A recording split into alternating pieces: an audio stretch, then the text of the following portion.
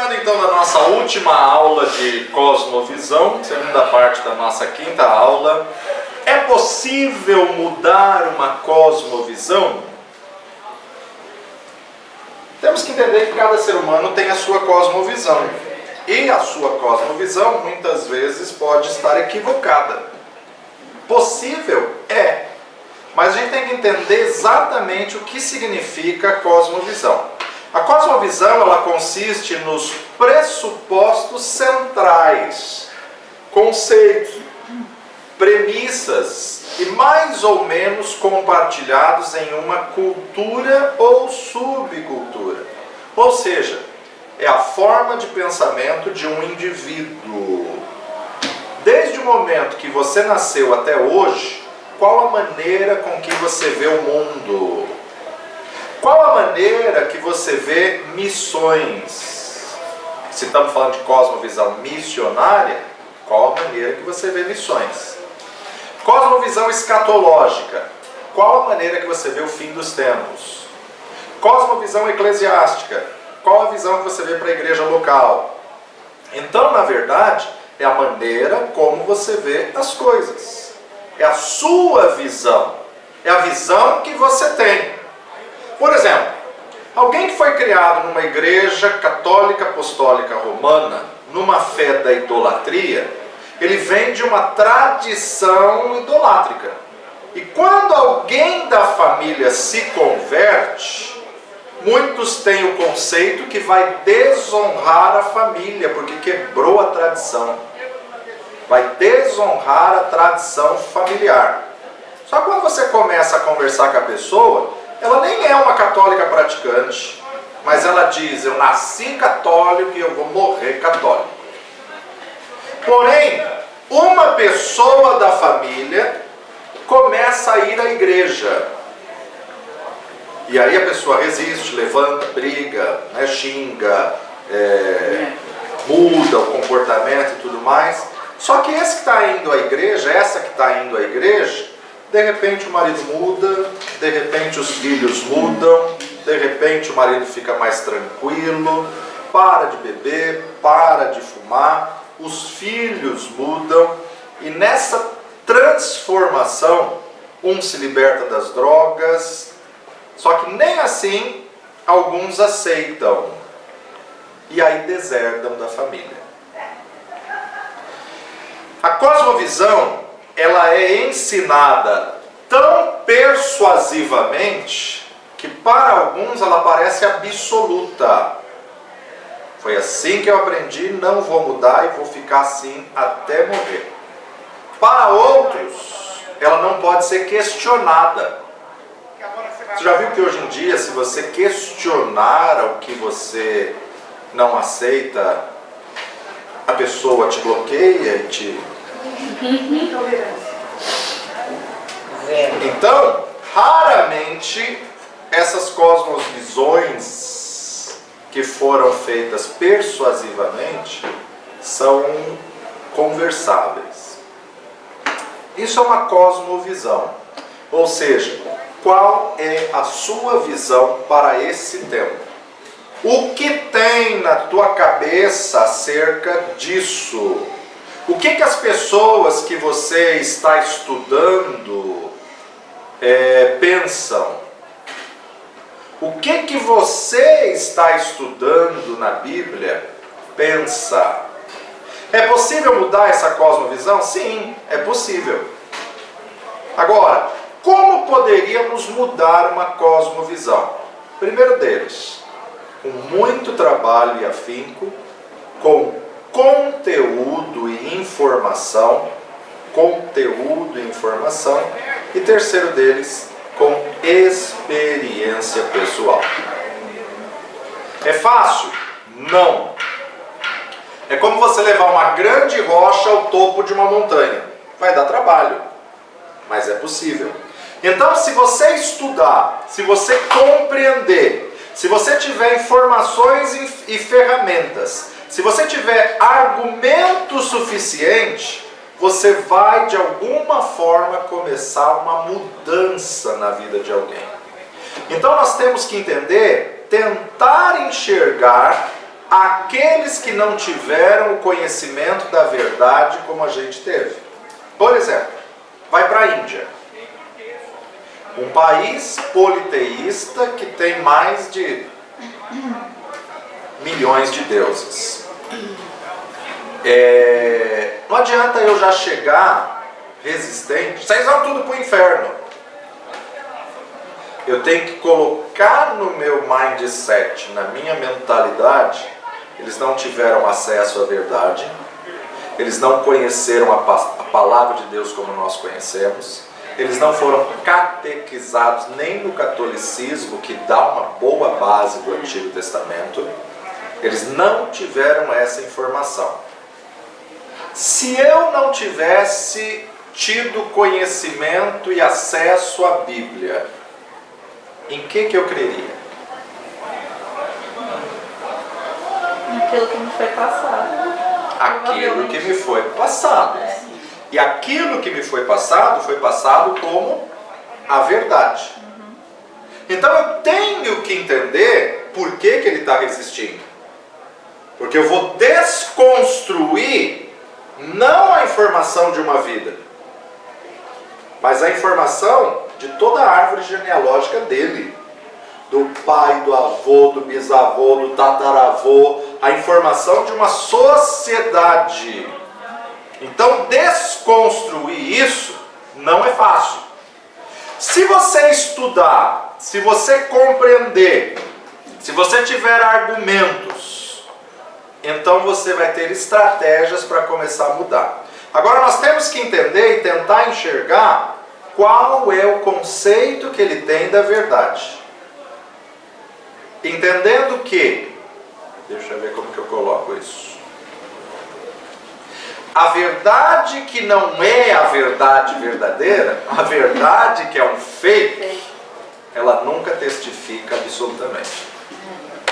A pessoa sempre fica com uma interrogação.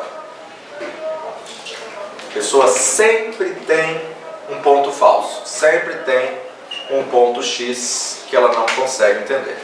Uma pessoa que só teve acesso ao Espiritismo, a gente atendeu uma libertação uma vez, foi um processo longo, difícil de uma mulher, ela foi rejeitada desde o ventre. Na verdade, quando a mãe soube que ela estava grávida, ela tentou aborto diversas vezes. E falhou todas as tentativas de aborto, e aí nasceu. Quando nasceu, ela não quis amamentar. E aí, indo para a casa do hospital, tinha aqueles latões de lixo, ela pegou a criança e jogou num latão. O vizinho da igreja, da esquina, o vizinho da esquina da casa dessa mulher, era pai de santo, feiticeiro e tudo mais, e estava há muito tempo pedindo para as entidades uma criança para rituais. E passou bem na hora que essa mulher jogou essa criança na lata do lixo. Pegou a criança e, pela misericórdia de Deus, quando ele viu a criança, caiu na graça dele. Ele falou: não, sacrificar eu não vou. Mas começou a instruir ela em toda situação de magia, feitiçaria, macumbaria e tudo mais. E essa menina cresceu, passou por inúmeros abusos e tudo mais, de tudo que é forma. E ela tinha uma interrogação interior. Eu quero a verdade. Eu preciso conhecer a verdade. E ela mergulhou nas feitiçarias, com o encontro com entidades diabólicas, demoníacas e principados e potestades. E ela se tornou, na verdade, ousada nesse mundo, nesse âmbito espiritual. Até que um dos demônios se enfesou com ela, e ela gritando com o demônio, que ela falava: eu quero a verdade, você é a verdade? E aí ele virou e falou assim, olha, a verdade é o homem lá de cima, eu não posso falar, não posso tocar nisso. Aí ela, por si só, rebelde com esse demônio, falou, então se vocês não é verdade, não quero mais nada com vocês. E saiu pelo mundo buscando a verdade. A trajetória de vida foi absurda. De São Paulo foi parar em Mato Grosso, de Mato Grosso foi parar em Rondônia, bom, enfim. Se casou buscando a verdade, onde na verdade esse marido era só o sangue do cordeiro. De repente, numa enfermidade, ela é internada no hospital e um capelão vira e fala assim, posso orar por você? E ela respondeu, orar? O que é orar? O capelão achou que ela estava zombando. E na verdade ele falou, falar com Deus. Deus? O que é Deus? Ele falou que é verdade. Aí ele começou a falar. Ele é o Criador de todas as coisas. Ele enviou seu Filho, que é o caminho, a verdade. A hora que ele falou a verdade, ela esqueceu que ela estava doente, esqueceu que estava no hospital. Ela sentou na cama e começou a perguntar e questionar. E o homem achou que ela estava brincando. E aí ela falou, olha, já que o senhor está falando, deixa eu contar. E contou toda essa história de vida e, resumindo a história, veio parar aqui na igreja e estava necessitando de uma libertação e a gente fez o processo de libertação. Mas o que eu achei interessante no processo foi justamente essa interrogação, que ela nem sabia do que ela tinha dúvida, mas ela não testificava os caminhos que ela foi. Seria o vazio também que as pessoas falam? O vazio, o fator Deus. Eu estou colocando a pastoral de hoje, falando que a ciência está prevendo, supondo, né, que eles acharam atrás da hipófise um local que eles estão chamando ponto Deus. Por que é ponto Deus? Porque eles estão fazendo tomografias de quem tem fé e quem não tem fé. E as pessoas que estão enfermas com fé, esse ponto Deus aquece e muda de cor na tomografia. E esse espaço que eles estão chamando de, dentro da cabeça, atrás da hipófise, um espaço que eles estão chamando de ponto Deus, quem não tem fé passa pelo tratamento e a cor permanece a mesma durante todo o processo de tomografia. E eles estão alegando justamente que é a área do cérebro que há uma comunicação com Deus, né? Uns chamam do vazio existencial, outros chamam de ponto de contato, outros chamam realmente de o suprimento da ligação, mas é aonde muda as crenças, aonde ativa a fé, né? Então é interessante a gente ver que hoje isso é uma descoberta científica, né? Então, como que é possível mudar uma cosmovisão? Como poderíamos mudar um conceito, um legado? Primeiro, com muito trabalho, com muito conteúdo, muita informação, mas acima de tudo com uma experiência. Fácil não é, mas você precisa estudar, compreender. Se tiver ferramentas, se tiver argumentos, você vai de alguma forma começar a mudar. Agora, nós temos que entender, tentar enxergar aqueles que não tiveram conhecimento da verdade, como será que é a cosmovisão deles? Uma pessoa que só teve acesso ao comunismo, uma pessoa que só teve acesso ao islamismo. Que se a gente quiser evangelizar nessa era final da igreja, são esses dois pilares que a gente vai ter que estudar como evangelizar o islamismo e como evangelizar o comunismo. E pior, tem muitos que se dizem cristãos comunistas. Né, Benedito? Exatamente. É contraditório. Por quê? Porque as bases do comunismo são antibíblicas. Então não dá para andar os dois juntos. Não dá. Então a gente tem que entender que essa vai ser o desafio que a gente vai encarar. Como é a visão, a cosmovisão de quem nasceu, cresceu e está impregnado no catolicismo. Então, olha, comunismo, islamismo, catolicismo, espiritismo. A cosmovisão pode ser mudada quando você entra com uma informação e prova que essa informação dá certo. Uma explicação. Se a pessoa normalmente é resistente e a reação dela já é te rejeitar, já grita, já rejeita, é porque na verdade nem ela está convencida da verdade que ela defende. Ela tem medo de ser certeza. confrontada. Psicologicamente, ela já grita, já reage resistindo, porque ela não tem argumento suficiente para um diálogo. Então já é um sinal de que ela não está convicta. Por isso que ela grita e se altera. As cosmovisões mudam quando as pessoas são confrontadas com uma nova experiência.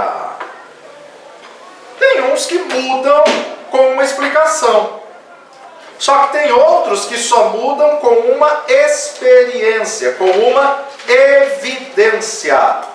Vai lá comigo para Marcos 16, verso 20. Pastor, Sim.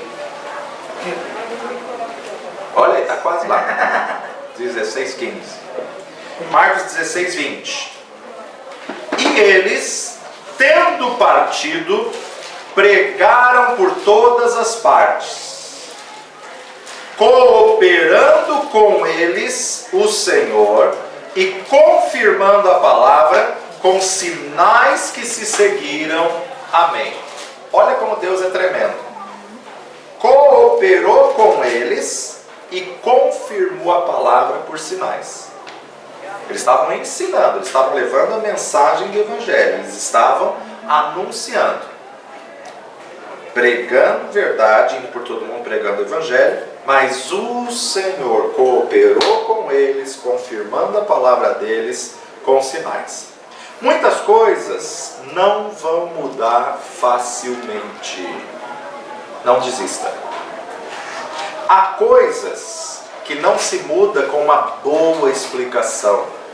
Há coisas que não se muda com palavras. Há coisas que não se muda com informação. Eu lembro da história de um missionário. Ele chegou num povo não alcançado, numa aldeia, e chegou exatamente que estava tendo uma epidemia de conjuntivite. Todo mundo com a bola no olho e o olho vermelho e aquela situação toda tal, a aldeia inteira. E ele tinha conseguido na Europa uma medicação super eficaz para conjuntivite, que 2 gotas de manhã, 2 gotas à noite, no dia seguinte a pessoa estava curada. E aí ele foi falar com o líder da aldeia, que ele tinha aquele remédio, tinha aquela... Não, não pode! Meu senhor, é benefício para o seu povo. Por que que não pode? Porque isso aqui é que os espíritos maus estão nos cobrando e estão falando para a gente de alguma coisa que está errada. Esse era o conceito que estava impregnado na mentalidade desse cacique. Ele falou, ele explicou, e a aldeia cada vez pior, as crianças todas com conjuntivite, os jovens com conjuntivite. Ele começou a orar e buscar estratégia. Senhor, como que eu posso mudar a visão desse homem? Como que eu posso trazer uma cosmovisão diferente? Dia seguinte, pela manhã, como o senhor está? Está pior, está pior. Reuniu toda a aldeia, todo o povo. Aí ele pegou, passou a mão nos olhos do homem, passou a mão nos olhos dele. Ah, sim. Foi o exemplo. E ele pegou e falou, o que está fazendo? Ele falou, eu vou mostrar para o senhor que isso é uma enfermidade, isso é uma doença. Eu vou pegar a doença que o senhor está. E no dia seguinte ele acordou com os olhos todo vermelho e inchado e tudo mais. Ah, pegou conjuntivite, pegou a doença. Aí ele pegou o colírio, pingou 2 gotas, ficou com eles durante todo o período da manhã. Depois do almoço pingou 2 gotas. E aí olhou para ele, no dia seguinte não tinha mais nada. Aí ele falou: água milagrosa. Ótimo, você conhece o lugar. Ele falou: não, Remédio. isso é remédio. Para cada enfermidade existe um remédio. Esse é o remédio para essa doença. O remédio para o pecado é Jesus Cristo. Então ele teve que se colocar na situação. Ele teve que trazer a enfermidade para si, mostrar, evidenciar a cura por um remédio que foi descoberto, para poder apresentar Jesus. E ali então eles deixaram o missionário ficar e pregar o evangelho. Ele ensinou a partir disso. Então a cosmovisão muda quando as pessoas são confrontadas com uma nova explicação. Ou a cosmovisão pode ser uma nova experiência. Ela muda com uma nova experiência. Então quais são as funções da cosmovisão? Primeiro, a cosmovisão explica como as coisas chegaram a ser do jeito que são. Como as coisas chegaram a ser do jeito que são. Lembra das estratégias de Paulo? Se ele vai pregar para o judeu, ele tem que pegar alguém que eles conhecem, confia e reconhece do Antigo Testamento. E aí ele vem construindo para mostrar até Cristo. Aliás, recentemente, semana passada, saiu num dos fanpages do Facebook. Vou tentar achar essa matéria e põe para vocês no grupo. Um judeu que foi ler o Novo Testamento e na leitura se converteu. Porque eles não podem ler o Novo Testamento. Porque quando eles leem o Novo Testamento, tudo faz sentido, tudo se encaixa. E agora, recentemente, semana passada, um grande líder judeu foi ler e teve uma experiência de conversão tremenda, está aí, é um grande testemunho. Então, a função da cosmovisão explica as coisas, como as coisas chegaram a ser do jeito que são. Segundo, ela avalia e dá valor às coisas. Avalia e dá valor às coisas. Terceiro, atribui e prioriza compromisso. Atribui e prioriza compromisso. Quarto, interpreta o que é observado e percebido. Ou seja, Paulo interpretou no Areópago: vejo que vocês são muito religiosos. Ele observou e interpretou o que foi percebido. Não acusa, não aponta, não mostra o erro. Interpreta o que é observado e percebido. E quinto, isso são as funções da cosmovisão, né? Funções, ok. Que tipo de cosmovisão está inserida na tua mente? Que tipo de fé você quer ver reproduzida na vida daqueles a quem você testemunha? Qual a sua cosmovisão a respeito da grande comissão? A ordenança de Jesus. Agora ainda digo mais a vocês. A sua cosmovisão mudou no período que você está fazendo esse curso? Com certeza. Totalmente. Nossa! Não só esta matéria, o Todas. curso. Todas. É aquilo que eu falo, de forma bem. Agora, depois que você estudou as matérias, houve crescimento, abriu a visão, desenvolvimento e aprendizado? Por que a sua cosmovisão mudou? Porque você buscou informação. Porque você buscou conhecimento. Tem outros que não vão buscar informação e não vão buscar conhecimento. É o nosso desafio. A gente estava falando sobre agora, né? Fazer mudar a cosmovisão de quem não está interessado na informação. Aí como vai ser? Pela experiência. Eu passo até para outros. Você foi desafiado em alguma matéria? Tem matéria que testifica mais com você. Tem matéria que você se identifica mais. Normalmente a matéria que você se identifica mais e testifica mais é a matéria que vai ser o seu chamado. É a matéria que vai estar envolvida com o seu chamado. No seminário, o Instituto Jaffe, a gente tem 72 matérias. Eu costumo dizer, a matéria que mais te testificou é a matéria que vai ser o teu TCC. É a matéria que você vai ter que se aperfeiçoar mais, trabalho de conclusão de curso. Tem pessoas que o temor do Senhor foi a matéria que Nossa, tremendo. impactou. Tem pessoas que são apaixonadas pelo panorama do Antigo Testamento. Tem outros que são escatologia. Tem outros que na cosmovisão se encontrou. Então, na verdade, o que acontece? De todas as 72 matérias, elas estão coligadas, mas você vai ver qual que despertou maior interesse e vai ser a base da sua tese, do seu trabalho de TCC. Por quê? Nós sempre temos que perguntar, será que estamos com a visão correta? Quando eu venho para a igreja, por que eu venho para a igreja? Quando eu faço alguma coisa, por que eu faço o que faço? Seja viajar em missões, seja dizimar, seja em fazer boas obras, seja em pregar ao próximo, seja em orar em público. Muitos vêm para a igreja e só querem ser telespectadores. Só querem ser ouvintes e não praticantes.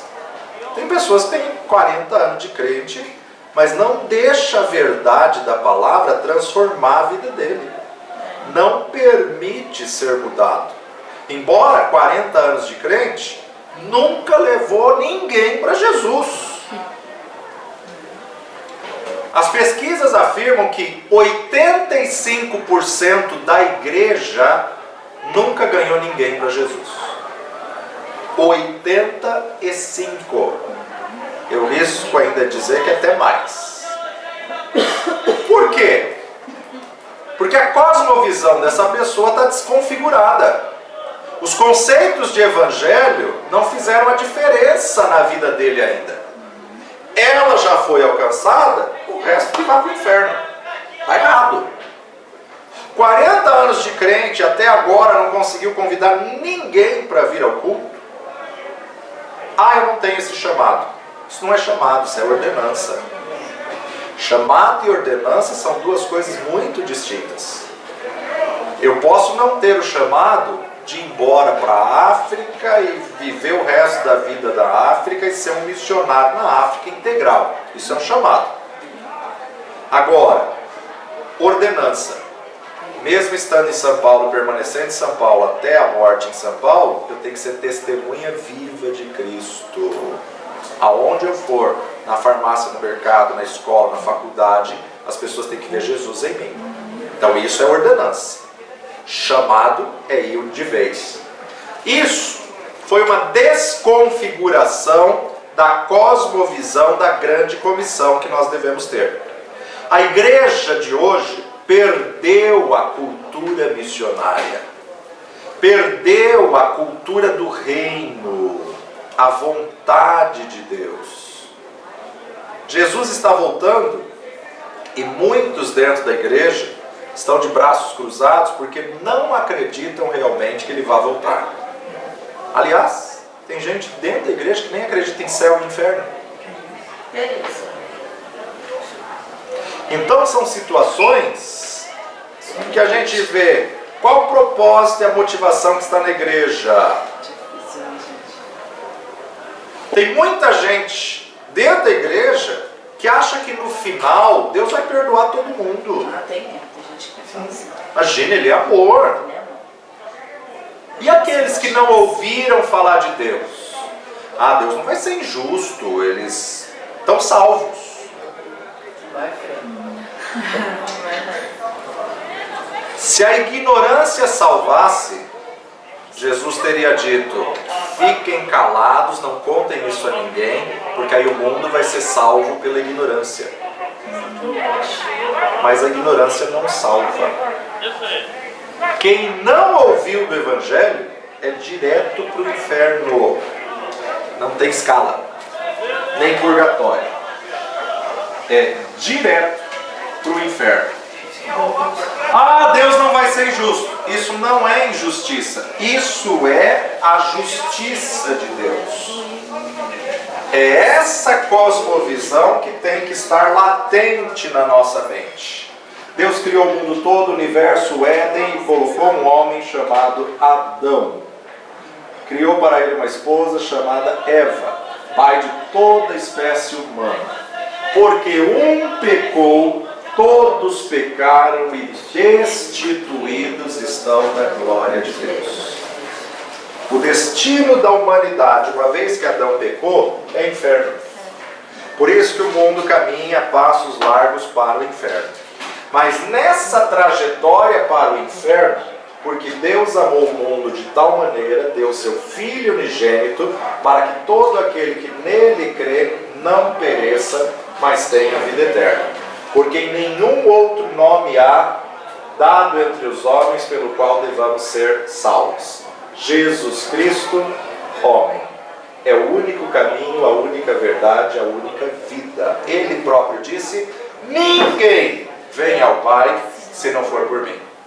Então, nesse destino da humanidade, Adão, pai da humanidade, pecou, maculou o sangue de toda a humanidade, destinando toda a humanidade ao inferno. Mas Deus colocou uma oportunidade, uma chance. Quem não ouvir que existe essa oportunidade, vai direto para o destino da humanidade. Quem ouvir tem a opção de escolha, que é o que Deus chama de livre-arbítrio. A pessoa pode decidir não passar pela porta, ela pode decidir não aceitar a Jesus como Senhor e Salvador. Deus criou a pessoa com a decisão de escolha, com a livre-arbítrio. Mas ao menos nós, como igreja, temos a responsabilidade de pregar a todos, anunciar a todos que tem um jeito de ele sair desse destino do inferno, recebendo Jesus como Senhor e Salvador da sua vida, e aí então ele está livre do inferno, aí então ele está livre dessa situação. Deus é amor, mas ele estabeleceu princípios na sua palavra, e ele não vai voltar atrás e não vai quebrar os seus princípios. Muitas igrejas se tornam uma igreja consumista, se tornam uma igreja clube. Pessoas que vão à igreja só para rever as pessoas.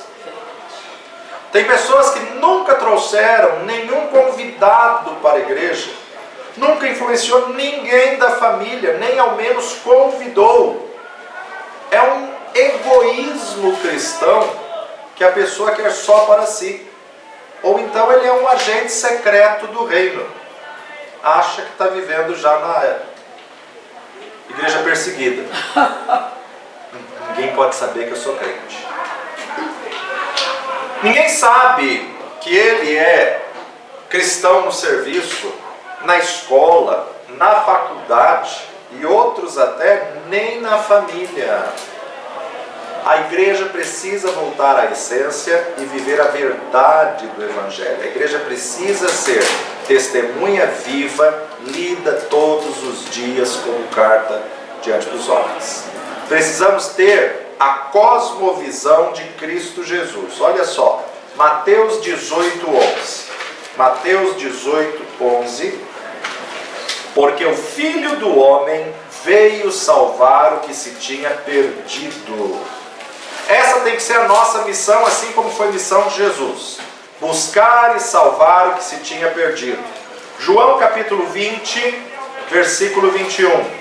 Evangelho de João capítulo 20, verso 21. Disse-lhes, pois, Jesus outra vez: paz seja convosco. Assim como o Pai me enviou, eu também vos envio a vós. Jesus enviou 70 de 2 em 2, Jesus enviou os 12 que receberam a sua imposição de mãos, e nós nos tornamos discípulos do Mestre para discipular o próximo. Então, por isso que nós temos que cumprir o ide por todo o mundo e fazer discípulos de todas as nações. Mateus 28, verso 19. Portanto, ide, ensinai todas as nações, batizando-as em nome do Pai, do Filho e do Espírito Santo. João 13, 34 e 35. Um novo mandamento vos dou, que vos ameis uns aos outros, como eu vos amei a vós, que também vós uns aos outros vos amei. Nisto todos conhecerão que sois meus discípulos, se vos amardes uns aos outros. Tem muito evangelista que quer uma oportunidade no púlpito para pregar. Só que o evangelista tem que entender que o papel dele é no mundo. O campo dele é o mundo. O púlpito dele são as praças. Evangelista não é para pregar para crente. Sei que muito crente precisa de salvação, mas o papel dele é pregar fora.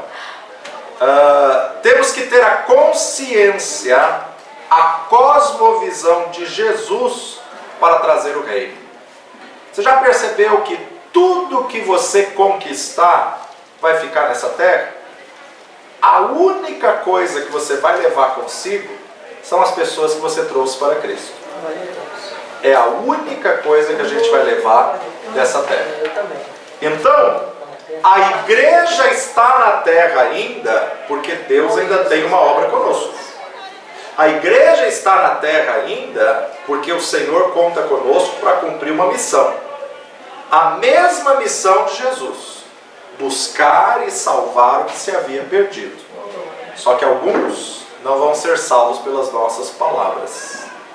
Então nós vamos ter que proporcionar experiências. Gente, a vida nessa terra é passageira. Então nós temos que pensar mais na eternidade do que no terreno, do que no material. Pensar no eterno. Então a importância de entendermos o que é 70, 80 anos para quem tem uma eternidade. O que é eternidade? 1000 anos? Não. 5.000 anos? Não. 40.000 anos? Não. Eterno. Enjoar de tanto viver. Não vai enjoar não, porque Deus é criativo. Deus é criativo e Ele vai fazer coisas novas nessa eternidade. Vai ser algo magnífico que nós vamos estar participando. Vai ter Coca Zero lá. Coca com certeza não, mas algo melhor que a Coca vai. E o maná. Não, não. Que o Senhor nos abençoe a sermos aquilo que Deus tem de cosmovisão para nós. Aquilo que Deus planejou para que nós sejamos. Pai de amor e Deus bendito, te agradecemos pela Tua palavra que nos desafia, que nos guia a toda a verdade. Que a cada dia possamos corresponder com a expectativa que o Senhor tem para nós nessa terra e que possamos, ó Pai, cumprir com excelência, acabar a carreira e completar a fé para a Tua honra e glória no nome de Jesus. Amém. E amém. Está anexado aí na sequência a prova de vocês, e a prova, na verdade, é resumo de um dos livros que foi indicado aí na apostila, na folha. Tá? Deus abençoe a todos. Até a nossa próxima matéria.